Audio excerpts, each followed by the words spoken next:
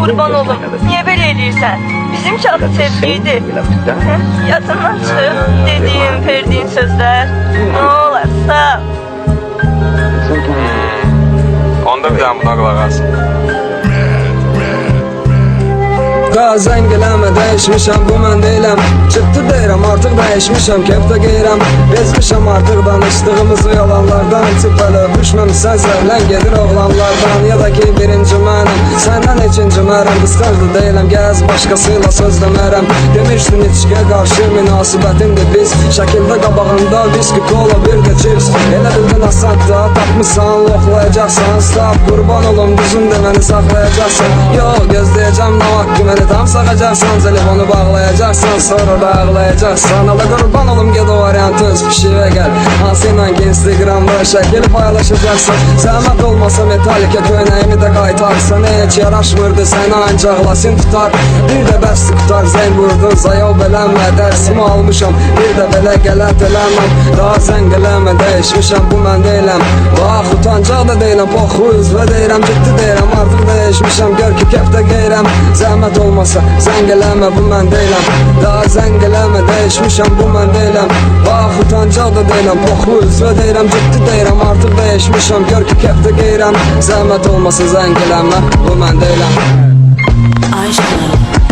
Ayşələrlə hamı Efraim deyir. Bu Efraim kimdir axı?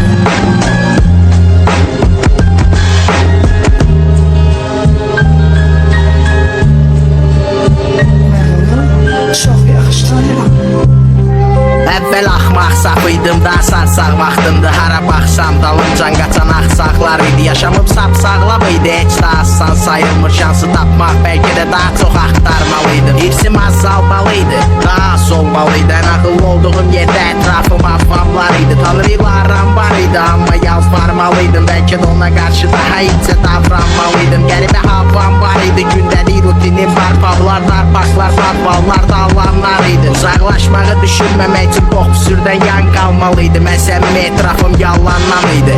Məncə əsas orijinal olmaqdı. Daha qəliz yaşayım deyə taleyim istəyibdi Bakıda olmaqmı? Burada orijinal olmamaq sanki açıq sözlü qızın hamıdan gizlətməyi bakirə olmadığım. Məni boğan şeylər daxilən məsdur edirəm, mövzuya edim müdaxilə. Ölüm ama diri kimi görsənməkdir o ahirət və tarixə.